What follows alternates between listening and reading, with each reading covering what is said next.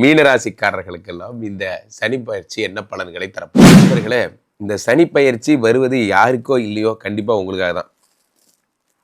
என்ன காரணம்? இந்த சனி பகவான் இப்பொழுது ராசியிலிருந்து அமர்கிறார். ராசியிலே சனி பகவான் ஜென்ம சனியாக வருகிறார். இதை விட ஒரு மோசமான ஒரு ஹெல்த் கண்டிஷன் இருக்கிற ஒரு நேரம் என்பது இந்த உலகில் இல்லை. அது ஹானஸ்டாக ஒத்துக்கணும். இந்த சனி பகவான் உடம்புல உட்கார்றது மாதிரி ஒரு மோசமான நேரம். அதான் ஜென்ம சனின்னு சொல்லி 7ஆம் இடம். அடுத்து 7ஆம் இடத்தை சனி பகவான் பார்க்கிறார். 7ஆம் இடம் என்பது என்ன அப்படின்னா கலத்திரஸ்தானம். 7ஆம் இடம் என்பது என்ன அப்படின்னா வெளிநாட்டு பயணம். 7ஆம் இடம் என்பது என்ன அப்படின்னா கூட்டு பார்ட்னர்ஷிப். இதெல்லாம் 7ஆம் இடம். இந்த 7ஆம் இடத்தை சனி பகவான் பார்க்கும் பொழுது என்ன ஆகுது அப்படின்னா ஸ்ரீமடம் உலகின் ஒரே விஸ்வரூப விஷ்ணு மாயா சாத்தன் மடம் ஜோதிட உலகின் சூப்பர் ஸ்டார் பிரம்மஸ்ரீ ராம்ஜி சுவாமிகள் அழைக்கிறார். ஸ்ரீமடம் வாங்க, சந்தோஷமா போங்க.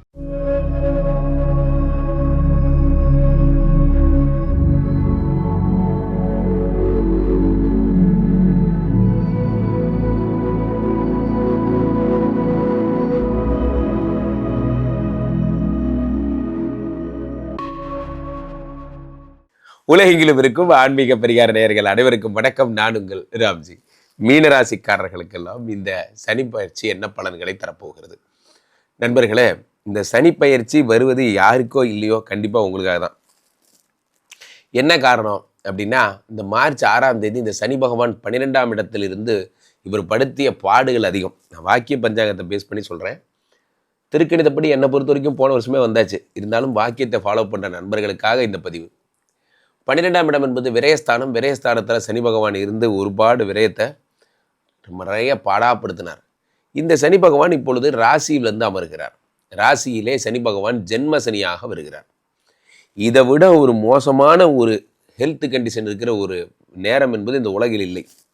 அது ஹானஸ்டாக ஒத்துக்கணும். இந்த சனி பகவான் உடம்புல உட்கார்றது மாதிரி ஒரு மோசமான நேரம். அதான் ஜென்ம சனின்னு சொல்கிறது. ஆனால் நீங்கள் ஒரு புண்ணியம் செய்தவர்கள், நீங்கள் வரம் பெற்றவர்கள். என்ன அப்படின்னா இந்த குருவினுடைய வீட்டில் சனி வந்து அமர்வதால், குருங்கிறது கோயில்னு அர்த்தம். அந்த குருவுடைய வீட்டில் சனி போகும் பொழுது பெரிய ப்ராப்ளம்ஸ் எதுவும் குரு பண்ணுறது இல்லை. சனியால் பண்ண முடியாது ஆஸ் பர் லா. காரணம் என்ன அப்படின்னா குருவினுடைய வீட்டுக்கு எந்த கிரகம் வந்தாலும் சர்வதோஷ நிர்தோஷோஸ்தோன்னு பேர். தோஷம் இல்லை. அப்போது குரு வந்து குருவுடைய வீட்டுக்கு போகிற சனிக்கும் தோஷம் இல்லை. ஸோ அப்போ என்ன அப்படின்னா ஜென்மசனியாகவே இருந்தாலும் அது தரும் பாதிப்புகளை ரொம்ப குறைச்சி பண்ணும்.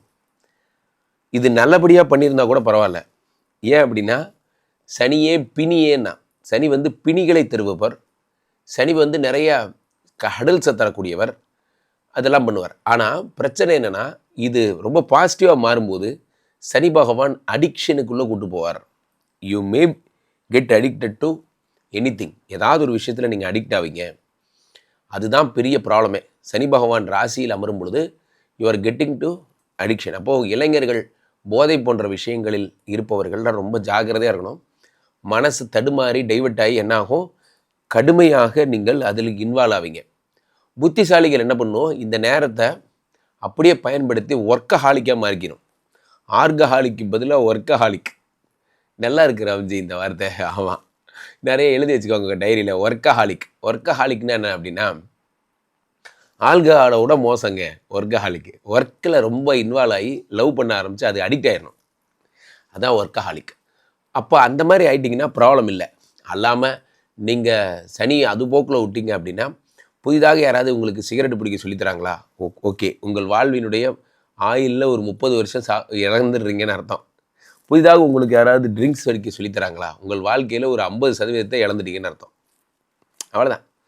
இது அப்படி தான் நீங்கள் எடுத்துக்கணும். சனி பகவான் ராசியில் இருக்கும் பொழுது புதிய தீய நண்பர்கள் வருவார்கள், புதிய தீய பழக்கங்கள் வரும். ஓகே ரைட், அதை விட்டுருங்க. அதன்படி நீங்கள் போக போகிறது இல்லை. ஏன்னா சனி தான் குட் பை ஆகிட்டார். அவர் உங்களுக்கு வந்து என்ன பண்ணுவார், அதிகபட்சம் ஒர்க்கஹாலிக்காக மாற்றுவார். ஸோ ஒர்க்கை நிறைய லவ் பண்ணுங்கள், நிறைய ஒர்க் பண்ணிகிட்டே இருங்க. ராசியில் இருக்கின்ற சனி பகவான் 3, 7, 10 பார்க்குறார். 3ஆம் இடம் என்பது தைரியஸ்தானம். உலகத்தில் நண்பர்களே தைரியம்தான் வாழ்க்கை, பயம்தான் மரணம். உலகத்தில் தைரியம்தான் வாழ்க்கை. சனி 3ஐ பார்க்கும் பொழுது தைரிய ஸ்தானத்தை பார்க்கிறார். 3ஆம் இடம் என்பது சகோதர பாவத்தை பார்க்கிறார். 3ஆம் இடம் என்பது என்ன, உங்களுடைய முயற்சிகளை பார்க்கிறார். உலகத்தில் தெய்வத்திட்ட போய் நம்ம வேண்டிக்கிறோம், தெய்வமே என்னுடைய முயற்சிகள் எல்லாம் வெற்றி பெறணும். இதுதான் ஒரு சிறந்த வேண்டுதல். நான் ஒர்க் பண்ணுறேன், என்னோடய ஒர்க்கெல்லாம் சக்ஸஸ் ஆகணும் என்று வேண்டிக் கொள்வது தான் பெரிய வேண்டுதல். 3ஆம் இடம். அடுத்து 7ஆம் இடத்தை சனி பகவான் பார்க்கிறார். 7ஆம் இடம் என்பது என்ன அப்படின்னா கலத்திரஸ்தானம். 7ஆம் இடம் என்பது என்ன அப்படின்னா வெளிநாட்டு பயணம். 7ஆம் இடம் என்பது என்ன அப்படின்னா கூட்டு பார்ட்னர்ஷிப். இதெல்லாம் 7ஆம் இடம். இந்த 7ஆம் இடத்தை சனி பகவான் பார்க்கும் பொழுது என்ன ஆகுது அப்படின்னா உங்களுடைய புதிய புதிய இன்னோவேஷன்ஸ் வருகிறது. நான் நேற்று கூட ஒருத்தர்கிட்ட சொல்லியிருந்தேன், what is the difference between the human and the machine.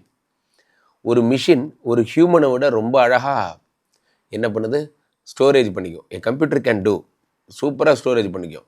So ஹியூமனோட வெற்றி ஸ்டோரேஜில் கிடையாது.